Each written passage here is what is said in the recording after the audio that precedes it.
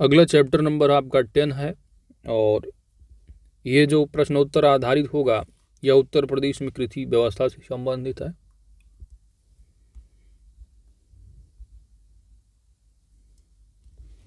पहला प्रश्न है कि उत्तर प्रदेश राज्य भारत की कुल खाद्यान्न का कितना प्रतिशत उत्पादन करता है।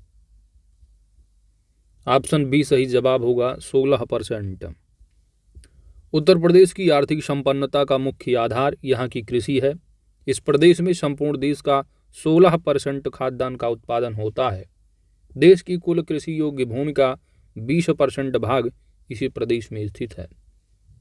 लगभग 73% लोगों की जीविका का जो प्रमुख साधन है उत्तर प्रदेश में वह कृषि है। राज्य की 88% भूभाग पर खेती की जाती है।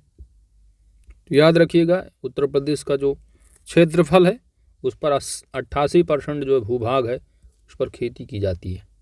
अगला प्रश्न है कि उत्तर प्रदेश में कितने प्रतिशत लोगों की जीविका का प्रमुख आधार कृषि है। तो अभी आप एक्सप्लेनेशन में देखें कितने परसेंट, 73%। ऑप्शन सी सही जवाब होगा। उत्तर प्रदेश की कुल आय में कृषि एवं पशुपालन का योगदान कितना है। उत्तर प्रदेश की कुल आय में कृषि एवं पशुपालन का योगदान कितना है। 45% है, ऑप्शन डी। उत्तर प्रदेश की कुल आय में कृषि एवं पशुपालन का योगदान 45% है, जो अन्य स्रोतों की अपेक्षा अधिक है। हरित क्रांति के दौरान राज्य की कृषि अर्थव्यवस्था में व्यापक सुधार किया गया था। अगला प्रश्न है कि उत्तर प्रदेश में औसत भूमि का आकार कितना हेक्टेयर है। ऑप्शन यहाँ पर डी सही जवाब होगा, 0.9 हेक्टेयर है। उत्तर प्रदेश में औसत भूमि का आकार 0.9 हेक्टेयर है, जो कृषि की उन्नति में सर्वप्रथम रुकावट है। राज्य के 73% से भी अधिक किसान सीमांत किसान हैं, जिन्हें कृषि कार्य का पूर्ण लाभ नहीं मिल पाता है। उत्तर प्रदेश में सर्वप्रथम कृषि विभाग की स्थापना किस वर्ष की गई थी। इंपॉर्टेंट प्रश्न है, वर्ष 1875 होगा, ऑप्शन सी। अगला प्रश्न चकबंदी लेखपाल परीक्षा 2015 पूछा है कि कुल खेती क्षेत्र से तात्पर्य क्या होता है। कुल खेती क्षेत्रफल से। ऑप्शन सी यहाँ सही जवाब होगा। कुल खेती क्षेत्र से मतलब है वर्ष में शुद्ध खेती किया गया क्षेत्र प्लस वह क्षेत्र जिसमें एक बार से अधिक खेती की गई हो। राज्य कृषि उत्पादन मंडी परिषद की स्थापना किस वर्ष में की गई थी। आपका सही जवाब होगा वर्ष 1973 होगा, ठीक है, वर्ष 1973। ऑप्शन यहाँ पर बी सही जवाब होगा। अगला प्रश्न है कृषि विकास निधि की जो अधिकतम राशि है वह कितनी है। 30 करोड़ रुपए है, ऑप्शन सी सही जवाब है। राज्य में कृषि विकास हेतु 30 करोड़ की कृषि विकास निधि का गठन किया गया है। इस निधि के माध्यम से कृषि कार्य में उन्नत साधनों के इस्तेमाल करने हेतु विशेष आर्थिक सहायता प्रदान की जाती है। वार्षिक क्रम और वर्षांतर फसल उगाने की व्यवस्था को क्या कहते हैं। आपका सही जवाब होगा फसल रोपण अनुक्रम, ऑप्शन डी। वार्षिक क्रम एवं वर्षांतर फसल उगाने की व्यवस्था को फसल रोपण अनुक्रम कहते हैं।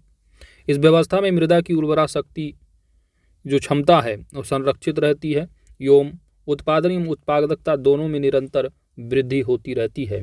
राज्य में यह व्यवस्था विशेष रूप से प्रचलित है।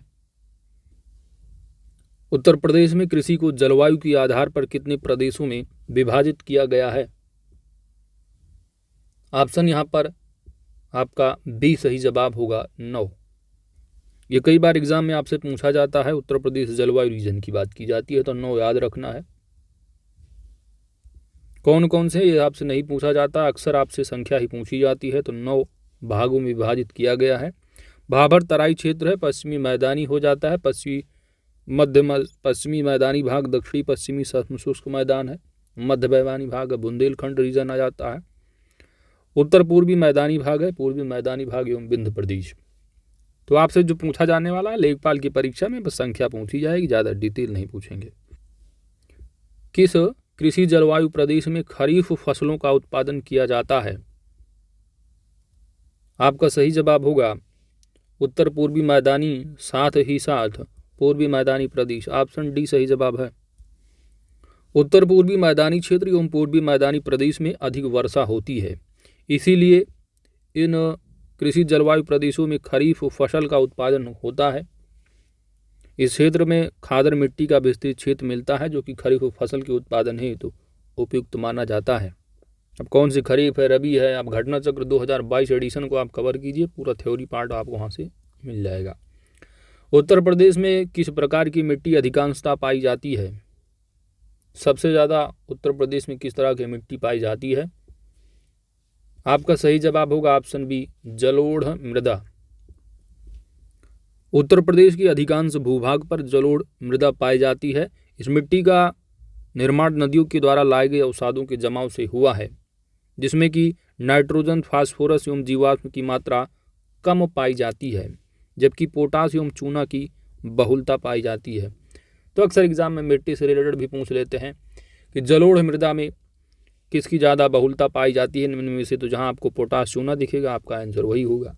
इस तरह एग्जाम में क्वेश्चन बनते हैं। चलिए, भारत के कुल भौगोलिक क्षेत्रफल के करीब 24% भूभाग पर यह मृदा पाई जाती है। इससे भारत का सर्वाधिक महत्वपूर्ण मृदा समूह जो है माना जाता है। और जलोढ़ या अलूवियल मृदा है ना, जलोढ़ या अलूवियल जो मृदा है, परिक्षेत्रीय या ट्रांसपोर्टेड या ड्रिफ्ट मृदा भी इसे कहा जाता है, याद रखिएगा, क्योंकि इसका निर्माण वाहित अवसादों के जमाव से हुआ है और इसे नवीन व पुरातन जलोढ़ मृदा क्षेत्र में विभाजित किया जाता है। अगला प्रश्न पूछा गया है, चकबंदी लेखपाल 2015 में परिक्षेत्रीय मृदा को और क्या कहते हैं, है ना। ट्रांसपोर्टेड मृदा भी हो गया, ड्रिफ्ट मृदा भी कहते हैं, अलूवियल मृदा भी कहा जाता है ना। तो याद रखिएगा दैट इज जलोढ़ मृदा है, ऑप्शन डी यहाँ पर आपका सही जवाब होगा। मिट्टी का सर्वाधिक जो कटाव है वो किस प्रकार की मिट्टी में होता है? सर्वाधिक जो कटाव होगा किस प्रकार की मिट्टी में, तो चाहे बलुई मिट्टी हो, सिल्की हो या मटियार, सभी के सभी ऑप्शन डी सही जवाब होगा। तेज हवा की गति कितनी होती है? ऑप्शन यहाँ पर बी सही जवाब होगा। तेज हवा की गति जो है वो 30 मील प्रति घंटा होती है। ब्यूफोर्ट पैमाने के तहत तेज हवा की गति 25 से 30 मील प्रति घंटा या 40 से 50 किलोमीटर प्रति घंटे होती है। वहीं आंधी युक्त हवा की गति 80 मील प्रति घंटा से अधिक होती है। उष्ण शुष्क प्रदेश हवा की तेज गति से अपर्दन होती है। यद्यपि इसकी गति धीमी होती है, यानी हवाओं की गति के साथ बालू के महीन कण अन्य स्थानों पर एकत्र होते रहते हैं।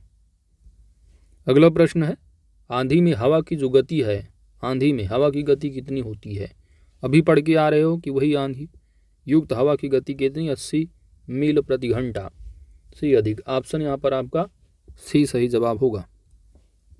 निम्नलिखित में से कौन सी नदी उत्तर प्रदेश में बीहड़ों का निर्माण करती है? बीहड़ों का निर्माण, आपका सही जवाब हो जाएगा यमुना, ऑप्शन ए। अवनालिका अपर्दन की समस्या प्रदेश में अत्यधिक चुनौतीपूर्ण है। राज्य का चंबल एवं यमुना अपवाह क्षेत्र अवनालिका अपर्दन से सबसे अधिक प्रभावित होता है। अवनालिका अपर्दन से ही बीहड़ों रेवनी का निर्माण होता है। निम्नलिखित में से कौन एक रबी की फसल नहीं है? आपका सही जवाब होगा मूंग। थ्योरी के लिए घटना चक्र 2022 एडिशन को आप कवर कीजिए, चैनल पर आपको मिल जाएगा लिंक। गेहूं, जौ, चना, मटर, मसूरी और आलू ये सभी रबी की फसलें हैं, जबकि मूंग खरीफ की फसल है। रबी की फसल की बुआई अक्टूबर नवंबर में की जाती है एवं कटाई मार्च अप्रैल के मध्य की जाती है। गेहूं में जो प्रोटीन का प्रतिशत है ना, वह कितना होता है? तो गेहूं में प्रोटीन का जो प्रतिशत होगा वह 12% का होता है। गेहूं उत्पादन में उत्तर प्रदेश का जो स्थान है वो पूरे भारत में पहला है। गेहूं में 12% तक प्रोटीन की मात्रा विद्यमान रहती है। इसे एक पौष्टिक खाद्यान्न फसल माना जाता है। उत्तर प्रदेश राज्य में सर्वाधिक गेहूं उत्पादन गोरखपुर जिले में होता है। यह एक रबी की फसल है जिसकी बुआई शीतकाल के प्रारंभ होने से पूर्व की जाती है। उत्तर प्रदेश का पश्चिमी भाग गेहूं उत्पादन के लिए सबसे उपयुक्त माना जाता है। ठीक है, तो याद रखिएगा सर्वाधिक उत्पादन की बात की जा रही, परसेंटेज में देखेंगे तो हृदय वगैरह आ जाता है। ठीक है, चलो उत्तर प्रदेश में गेहूं का सर्वाधिक उत्पादन किस जिले में होता है? सही जवाब होगा गोरखपुर। गेहूं के बाद चना की बात की जा रही, चना का सर्वाधिक उत्पादन कहाँ होता है? हमीरपुर में, ऑप्शन सी। उत्तर प्रदेश में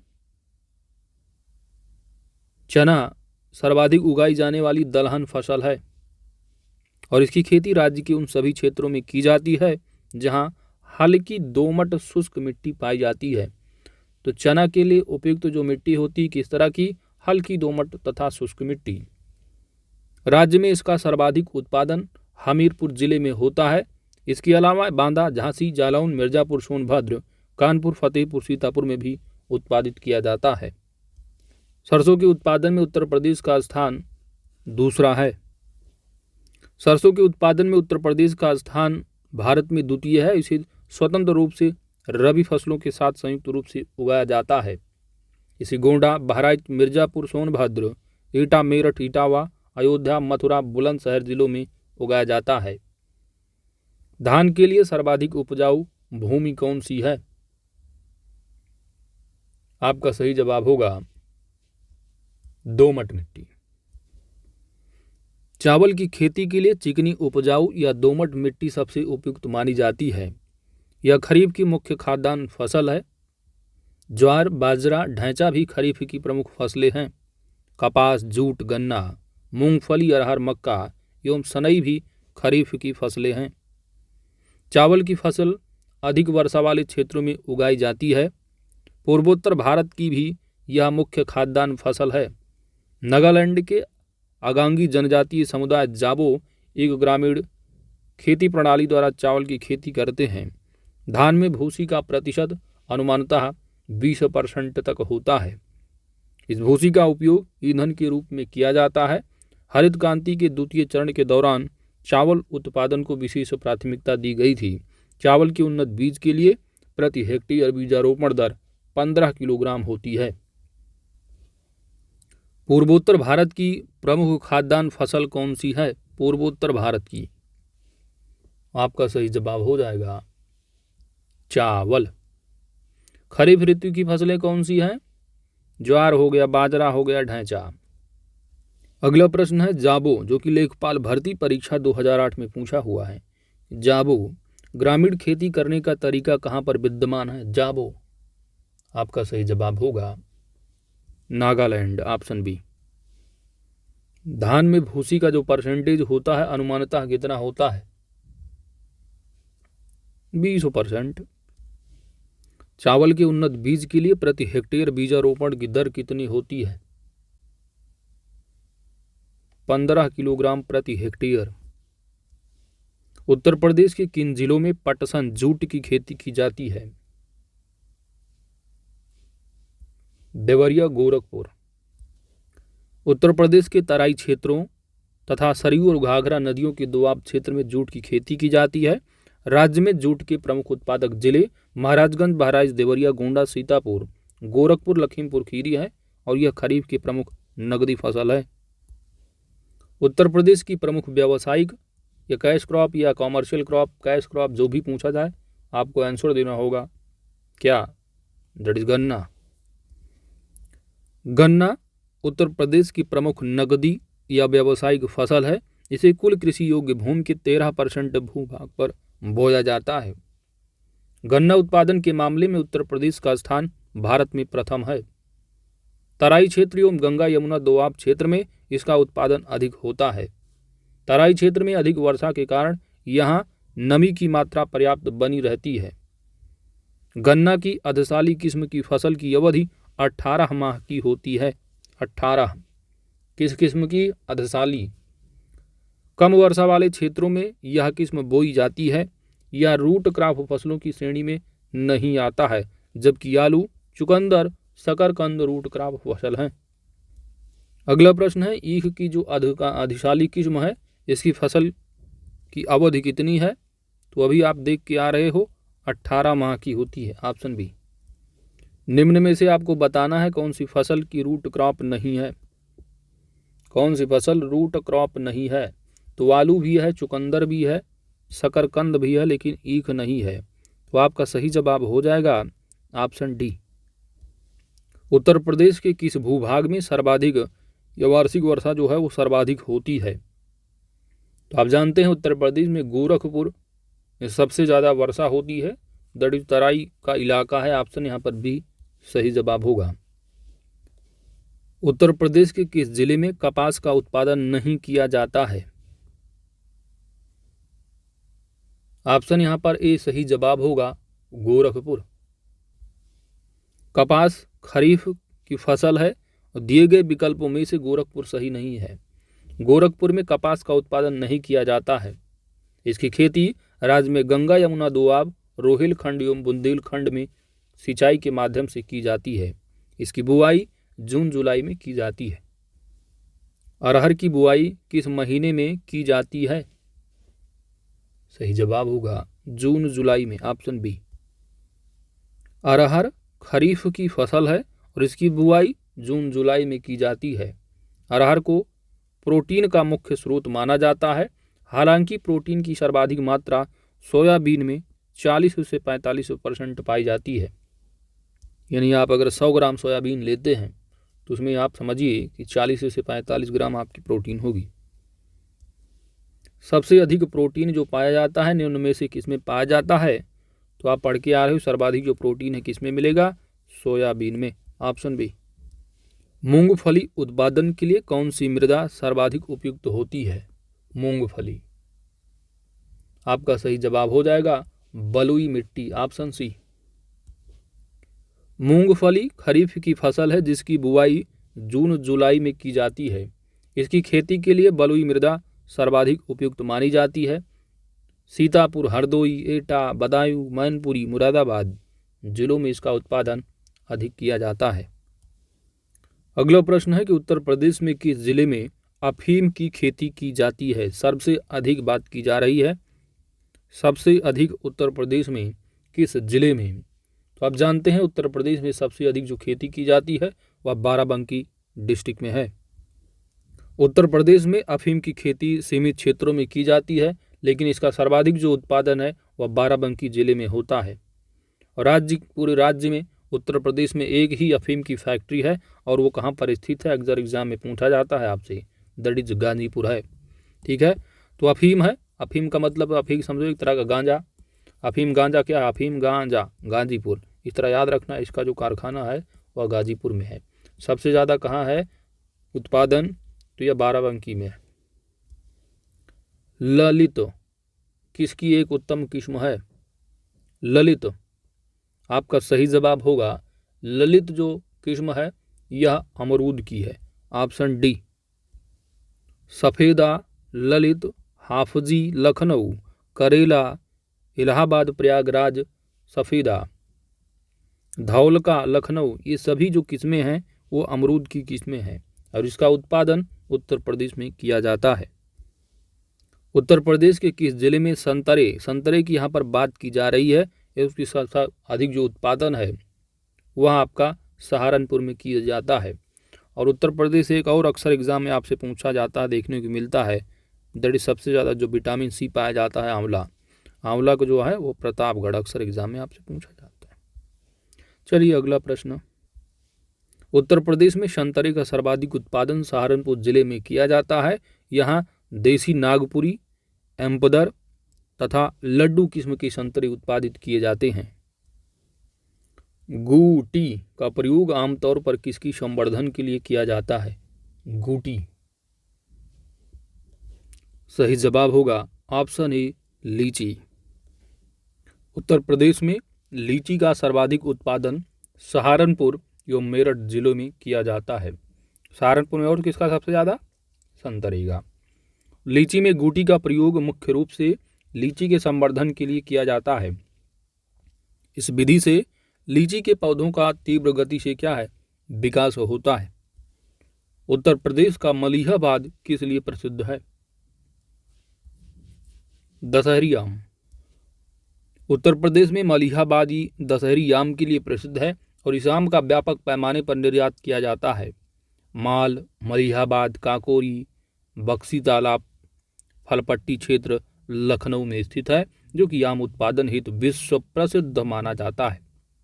आम पकने के पश्चात स्वयं नीचे गिर जाता है या टपक जाता है, जिसे शिकर भी कहा जाता है। अतः टपका को आम का अंतिम चरण माना जाता है। अगला प्रश्न है, टपका किस फसल का अंतिम चरण होता है?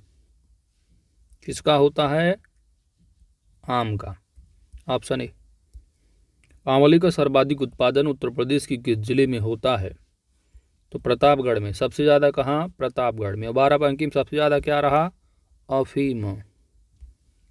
आंवला औषधीय गुणों से युक्त फल है और उत्तर प्रदेश में सर्वाधिक आंवले की खेती प्रतापगढ़ जिले में की जाती है। इसके अलावा इसकी खेती रायबरेली, जौनपुर, सुल्तानपुर में भी की जाती है। निम्नलिखित में से कौन सा अम्लीय धरती पर सफलता से उगाया जाता है? आपका सही जवाब होगा तरबूज। Option C. उत्तर प्रदेश में तरबूज जायद की फसल है और तेज तापमान एवं बलुई मिट्टी क्षेत्र में इसका उत्पादन अधिक होता है। इसे अम्लीय मृदा क्षेत्र में आसानी से उगाया जा सकता है। पूसा रजराज खरबूजे, याद रखना खरबूजा है ना कि तरबूजा। पूसा जो रजराज है, रसराज, वो खरबूजे की उन्नत किस्में हैं। नदी घाटी क्षेत्रों में इसका उत्पादन अधिक किया जाता है और इसकी खेती के लिए मिट्टी का पीएच मान 5.5 से 7 होना चाहिए। पूसा, माफ कीजिएगा, हाँ, पूसा जो रसराज है यह किसकी उन्नत किस्म है? याद रखिए, ऊपर तरबूज के बारे में पढ़ के आ रहे हो और खरबूज भी पढ़े हो। खरबूज जो है ये पूसा रसराज की उन्नत, जो खरबूजा है इसकी उन्नत किस्म क्या है? पूसा रसराज। ठीक है, ऑप्शन यहाँ पर सी सही जवाब होगा। कच्चे फलों को पकाने के लिए कौन सी गैस प्रयोग की जाती है? कौन सी गैस प्रयोग की जाती है कच्चे फलों को पकाने के लिए? याद रखिएगा, ऑप्शन ए यहाँ पर सही जवाब होगा, एथीन है। कच्चे फलों को पकाने तथा संरक्षण के लिए एथीन, जिसे इथिलीन भी कहा जाता है, इसका प्रयोग किया जाता है। इसके अलावा एसिटिलीन एवं कैल्शियम कार्बाइड इसके द्वारा भी पकाया जाता है, लेकिन ये सब क्या है? कुछ ज़्यादा नुकसानदेह होती हैं, इसलिए यूज किसका किया जाता है? एथीन या इथिलीन, ना कि एसिटिलीन। उत्तर प्रदेश में आलू अनुसंधान केंद्र की स्थापना कहाँ पर की गई है? जानते हैं जो मुख्यालय है आलू अनुसंधान का केंद्रीय, वो आपका शिमला में है और शिमला के साथ साथ जो है केंद्र, जो क्षेत्रीय रीजन, वहाँ पर बात की जा रही है उन्हीं की। तो उत्तर प्रदेश की बात की जा रही है। यहाँ पर आपका सही जवाब हो जाएगा गाजियाबाद, ऑप्शन सी। आलू उत्पादन के मामले में उत्तर प्रदेश का स्थान भारत में प्रथम है। उत्तर प्रदेश के करीब सभी जिलों में आलू का उत्पादन किया जाता है। आलू एवं अन्य साग सब्जियों के अनुसंधान के लिए प्रदेश के गाजियाबाद जिले में एक आलू अनुसंधान केंद्र बाबूगढ़ में स्थापित किया गया है। राज्य में आगरा कृषि निर्यात क्षेत्र केवल आलू के लिए स्थापित किया गया है। आगरा कृषि निर्यातक क्षेत्र किस फसल के लिए स्थापित किया गया है? तो केवल और केवल आलू के लिए। ऑप्शन यहाँ पर बी सही जवाब होगा। लहसुन की तीव्र गंध का जो कारण है वह क्या होता है? गंधक यौगिक। ऑप्शन यहाँ पर सी सही जवाब होगा। तो तीव्र गंध का मुख्य कारण उसमें गंधक या सल्फर के यौगिक का पाया जाना होता है। पूसा रूबी किसकी उन्नत किस्म है? बैगन, टमाटर, फूल गोभी, बंद गोभी। ऑप्शन यहाँ पर बी सही जवाब होगा। टमाटर की उन्नत किस्म है पूसा रूबी। भारतीय कृषि संस्थान दिल्ली द्वारा विकसित किया गया है पूसा रूबी किस्म को, और पूसा रूबी किस्म का टमाटर जो है वो शीघ्र क्या है? पक जाता है। पूसा, गौरव, अर्का, सौरव, अविनाश एवं रश्मि टमाटर की सभी जो हैं टमाटर की उन्नत किस्में हैं। केसर के पौधे का कौन सा भाग उपयोग में लाया जाता है? ऑप्शन यहाँ पर डी सही जवाब होगा, वर्तिकाग्र भाग। केसर के पौधे के वर्तिकाग्र भाग का उपयोग किया जाता है और राज्य में इसका उत्पादन नहीं किया जाता है, यानी उत्तर प्रदेश में है। कश्मीर की घाटी क्षेत्र का जो रीजन है वहीं पर यह केसर का उत्पादन किया जाता है और इसका वैज्ञानिक जो नाम है वह क्रोसस स्टाइवैक्स है। उत्तर प्रदेश के किस जिले में चाय की खेती नहीं की जाती है? तो देवरिया में भी होती है, सिद्धार्थनगर हो गया, पीलीभीत, लेकिन सोनभद्र में नहीं होता है। ऑप्शन यहाँ पर आपका डी सही जवाब होगा। उत्तर प्रदेश राज्य के देवरिया, सिद्धार्थनगर एवं पीलीभीत जिले में चाय की खेती की जाती है, परंतु सोनभद्र जिले में चाय का उत्पादन न के बराबर है। निम्नलिखित में से कौन सा वृक्षीय सब्जी है?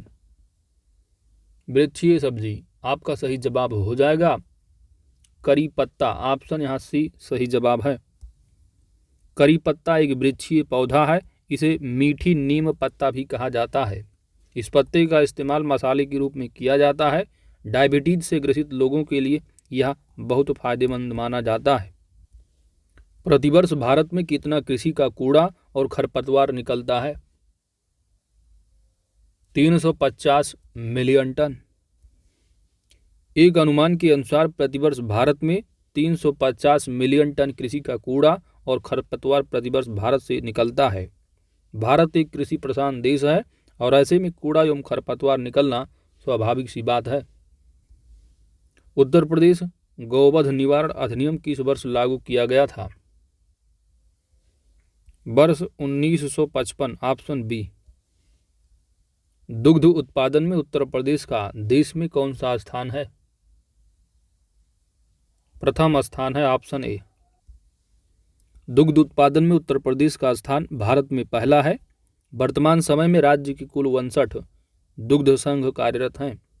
प्रदेश में दुग्ध उत्पादन को प्रोत्साहित करने के उद्देश्य से वर्ष 1976 ईस्वी में दुग्ध विकास विभाग तथा राज्य दुग्ध परिषद की स्थापना की गई थी। उत्तर प्रदेश गोपालक योजना जनवरी 2019 में प्रारंभ की गई थी। इस योजना के अंतर्गत पशुपालकों को 10 लाख रुपए तक का ऋण उपलब्ध कराने का प्रावधान भी है। दुग्ध विकास विभाग एवं राज्य दुग्ध परिषद की स्थापना उत्तर प्रदेश में कब की गई थी? वर्ष 1976 ईस्वी में। ऑप्शन यहाँ पर आपका सी सही जवाब होगा। C option. उत्तर प्रदेश मत्स्य निगम की स्थापना किस वर्ष की गई थी? वर्ष होगा 1966। Option C. उत्तर प्रदेश मत्स्य निगम की स्थापना वर्ष 1966 में की गई थी। निगम की स्थापना का मुख्य उद्देश्य मत्स्य उत्पादन में वृद्धि करना, साथ ही इस क्षेत्र में रोजगार के अवसरों को समृद्ध करना था।